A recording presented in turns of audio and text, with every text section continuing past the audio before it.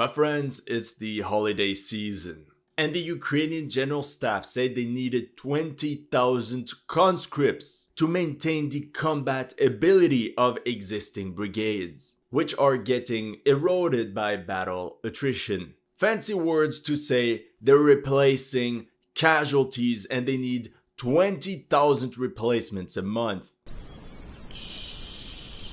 But don't worry to fix that. Instead of Amazon packages delivered, in Ukraine you get Zelensky Prime, same-day mobilization summons sent straight to your door. I also salute the New York Times for watching my videos. I mean, look at that, it's an honor. Even the mainstream media is waking up to the fact that sacrificing entire battalions of Ukrainian Marines for river crossing operations across the Dnieper is pointless. Honestly, that's not even the worst part. As a matter of fact, it's the first time we witnessed the Ukrainskaya Armia retreating all over the front on such a scale. Emotional damage! Russian assault units are pushing out of Bakhmut. They're in the process of encircling 20,000 Ukrainians in and around Avdiivka. They're slowly rolling back the Ukrainian gains in the Robotyne salient. They're storming the stronghold of Novomykhailivka, which could open a wide flanking maneuver east of Vuhledar. And they're also increasing the pressure all along the Kupiansk front line. It's a disaster. Even King Arthur himself will not be able to pull Ukraine out of this mess. And just like Ukrainian retired Colonel Kevliuk told The Economist, tough decisions lie ahead for Ukraine. Number one could be the mobilization of 500,000 Ukrainians. Or it could be as painful as withdrawing from the Avdiivka cauldron, retreating from the Robotyne salient, thus throwing away all these sacrifices to even get there. But it will also certainly mean abandoning the bridgehead in Krinky. Welcome to History Legends, and here are the latest news of the Russia-Ukraine war. If you're new to this channel, make sure to like and subscribe. As you know, some of my Ukraine videos have been targeted with limited or no ads. So make sure to check out my Patreon or PayPal to keep the show running. Thank you to everyone that has already helped. And welcome to the headquarters. Reality is that in the Khersonskom направление, or the Kherson direction like the Russians call it, the situation is just untenable for Ukraine. Russian artillery keeps bombarding the settlement of Krinky, and then is Russian aviation that joins the Bang Gang. Here you can see a thick FAB 1500 dropped on reinforcements meant for Krinky. A little bit over 100 Ukrainian Marines are said to be still present. Casualties are heavy, and to maintain the pace of the offensive, Ukrainians are now overloading boats with personnel and supplies. However, because of that, the boats are slow and fall prey to enemy drones. As you can see on these pictures from December 15th, it seems Ukraine is currently accelerating the training of its Marine conscripts at the 241st Training Center, most likely as replacements for Krinky, or perhaps for the folly of another amphibious operation. Due to logistical problems, a lot of the supplies are transported by foot across these muddy islands on the way towards Krinky.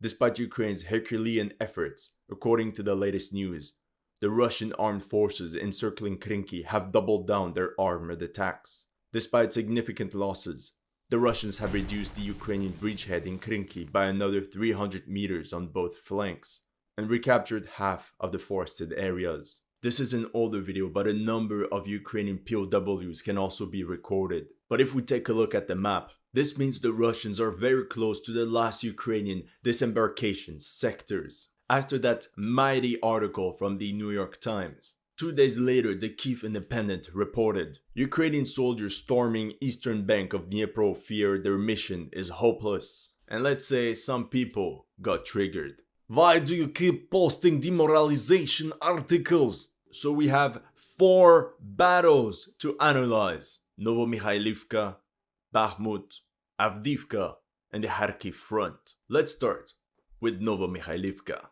From an operational perspective, the Russian command tried to break the deadlock with a push along the Pobieda-Novomykhailivka sector. And that's how Russian assault units went on to attack that settlement at the end of September. After demining these fields for a week, armored units tried to dislodge the Ukrainians from these woods. Here is a sample of the battle. But this attack got bogged down. Or perhaps it was a diversion, because 1 week later, on the 11th of October, the Russians attacked from Salatke.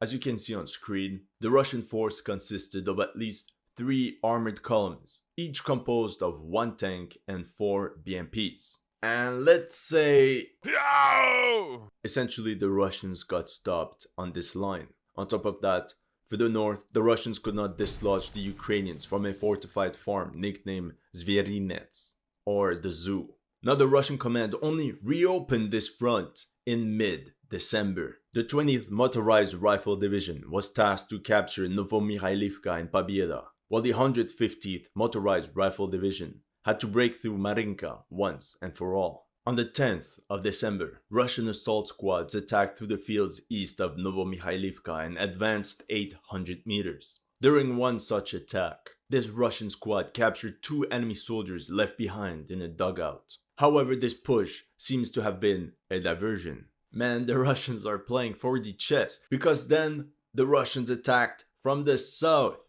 and after 5 days of fighting, Russian units got a foothold on the southern outskirts of Novomykhailivka after rushing 1.6 kilometers in open ground. And we also know exactly how they achieved this thanks to this video. We see a column of 4 Russian armored vehicles pushing through this straight road, using the cover of a smoke screen. Also notice the 2 destroyed tanks, perhaps from a previous attack or even Ukrainian ones. Now, this axis of attack can be geolocated right here on the map. Then the video shows how Ukrainian drones are dropping grenades on a recently captured trench network occupied by a Russian squad, followed by the entire sector getting hammered by Ukrainian artillery. This event was geolocated right at this crossroad. Here are the 3 buildings we can see in the video, and the trench network would have been positioned right here.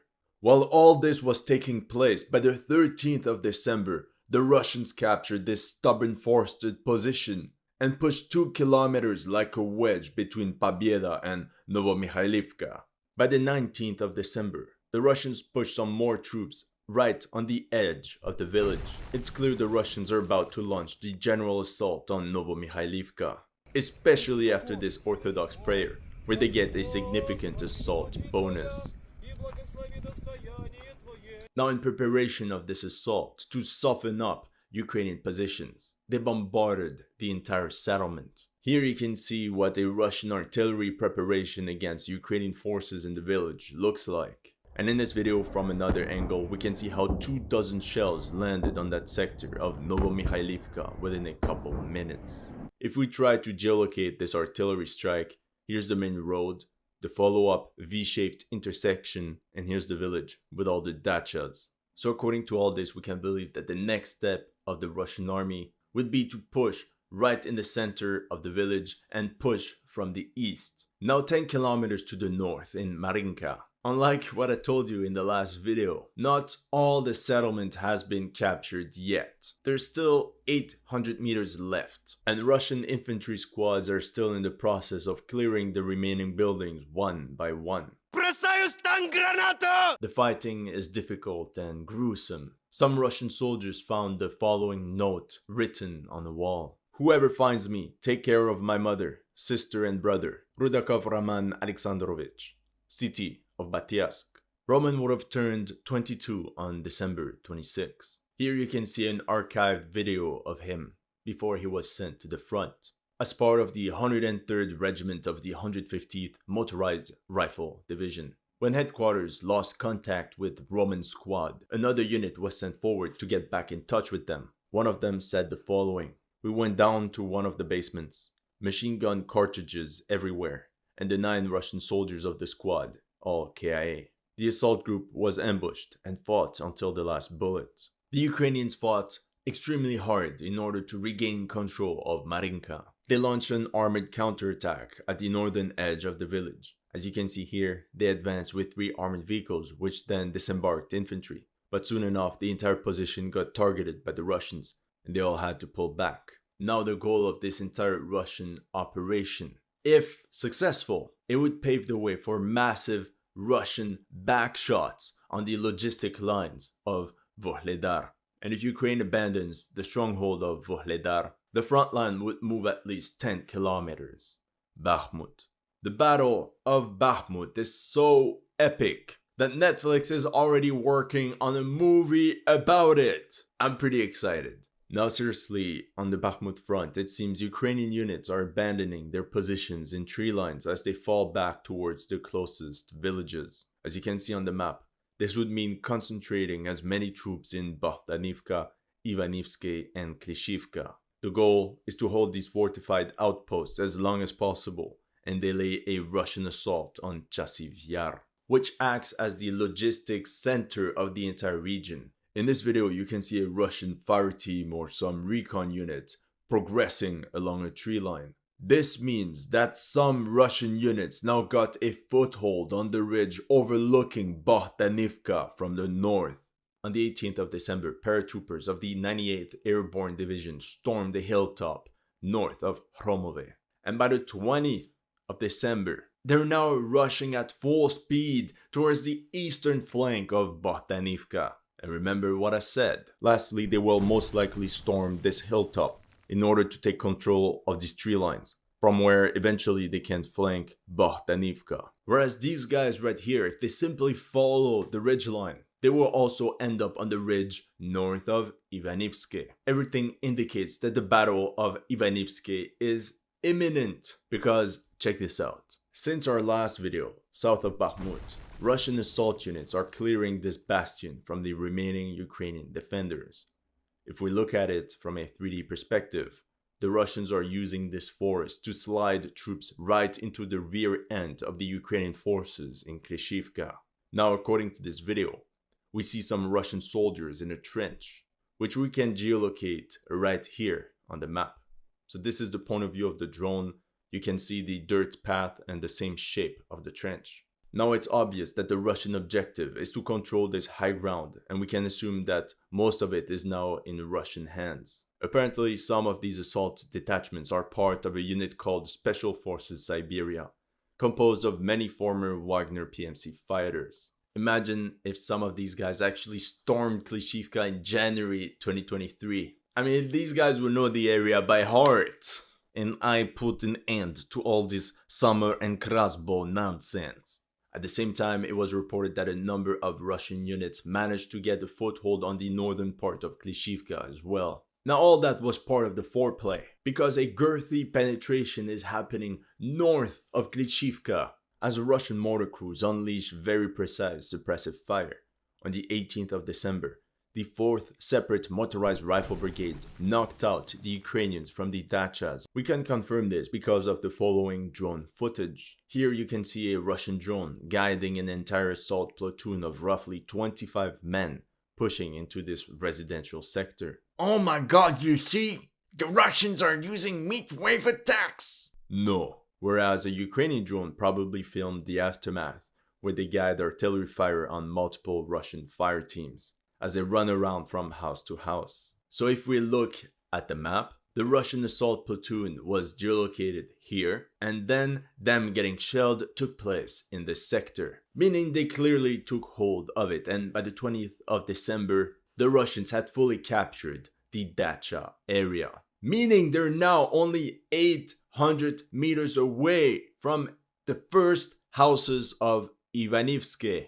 That's roughly 8 football fields. Now sadly, it seems all the Ukrainians had available to stop the enemy was a small number of infantrymen in isolated dugouts.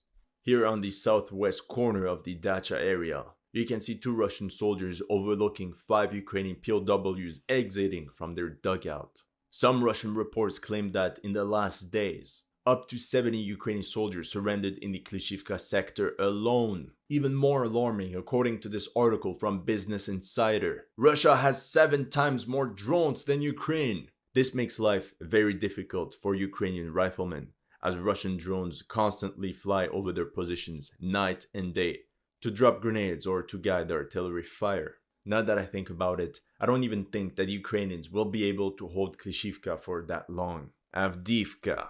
On the 10th of December, it was reported that the Ukrainian command had transferred and concentrated more than 40 battalions from 8 different brigades to defend Avdiivka, roughly 20,000 men. It doesn't seem to be enough because on the 15th of December, Russian assault squads started storming Avdiivka proper from the Promka industrial zone they captured the week before. We know this because Ukrainian kamikaze drones were geolocated harassing Russian infantry in this sector. Meanwhile, near this wall I brought up last video, a Ukrainian drone recorded at least a dozen Russian fatalities covered in the snow. This confirms the geolocation I did, but we also discovered the heavy toll the Russians had to pay to capture this position. Now literally 500 meters from there, so right here on the map, we have the video of a duel between a Ukrainian M2 Bradley and a Russian BMP. Bradley's big loads forced the BMP to run away. Now jokes aside, I'm telling you, if Ukraine loses control of this 1.5 kilometer tree line, it's GG well played. That's why Ukraine is sending unit after unit to dislodge the Russians from there. And that's also why they're concentrating artillery fire on these tree lines east of Stepove. As an example on this satellite image, you can see all these shell craters in and around Stepove. Now as the Russians are pushing northwest of the railway, Ukraine continues to pull additional reserves towards the settlement of Novomykhailivka and Berdishi. From these latest attacks west of Krasnoorivka, we can believe the Russians want to take control of this area in between both train tracks. In this video, you can see another Bradley, the trademark of the 47th Mechanized Brigade, firing towards enemy units almost at point blank with M792 high explosive incendiary tracer cartridges. Today I feel like in a GeoGuessr mode. So I think this firefight took place right here. We can see the field, the train tracks, and the wall covered by the forest. Fun fact, on December 19th, a Ukrainian T-64 was destroyed right here. Once again, in the video we can see the railway line and the 90-degree angle of this tree line. This would confirm the fact that the Ukrainians are not only sending troops south of Stepove, we could even say that they're trying to flank the village from the north. But in the end, Russian assault units ended up capturing these 4 tree lines, thus cancelling the latest Ukrainian counterattacks and sealing the fate of Stepove. As you've seen in the previous images, when properly used, the Bradleys can be extremely lethal. On the 13th of December, one of them managed to destroy a column of 3 Russian multi-purpose tracked IFVs on its own. Fun fact, in this video there is a tank pulling a damaged M2 Bradley to the rear for repair. This video took place west of Ocheretine, so we can believe that this entire northern sector is part of Ukraine's main supply route, MSR, and thus essential to hold Avdiivka. The Ukrainian command is also constantly ordering artillery fire on the seemingly infinite waves of Russian reinforcements. In this case, on the 16th of December, a column of 15 armored vehicles dropped off their infantry right on the contact line, so roughly 100 riflemen. Upon their return, they were intercepted and half the BMPs got destroyed or damaged. Meanwhile, in the western part of the battle, Russian units managed to secure this set of tree lines west of Svierne,